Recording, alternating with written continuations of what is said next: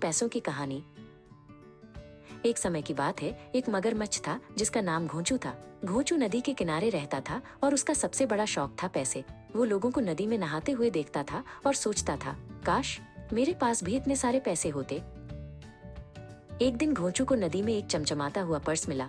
उसने सोचा, अरे वाह, ये तो मेरी किस्मत का ताला खोल देगा।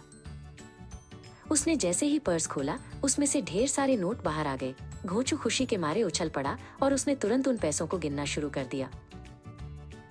घोंचू ने सोचा कि इन पैसों से वो अपने लिए एक बड़ी सी कार खरीदेगा जिसमें बैठकर वो शहर की सैर करेगा। उसने ये भी सोचा कि वो एक बड़ा सा घर भी खरीदेगा जिसमें वो आराम से रह पाएगा। लेकिन घोंचू को ये नहीं पता था कि ये सब चीजें उसकी कल्पना में ही अच्छी लगती थी, क्योंकि वो तो एक मगरमच्छ था। वो शहर की तरफ चल पड़ा और एक कार शोरूम में जाकर खड़ा हो गया। शोरूम के मालिक ने उसे देखा तो डर के मारे भाग गया। घोंचू को समझ नहीं आया कि वो क्यों भाग गया। उसने सोचा, शायद मेरी नई कार खरीदने की खुशी देखकर वो डर गया होगा।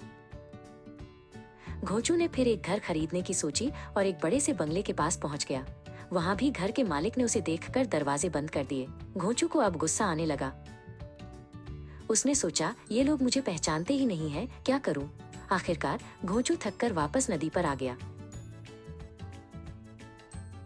उसने सोचा, लगता है पैसे मेरे लिए नहीं बने हैं, मैं तो नदी में ही खुश हूँ। और फिर उसने उस पर्स को नदी में फेंक दिया। उसे समझ आ गया था कि असली खुशी पैसों में नहीं बल्कि अपनों के साथ रहने में है। वो अपने दोस्त मछली मीना और कछुए कछू के साथ पानी में खेलने लगा।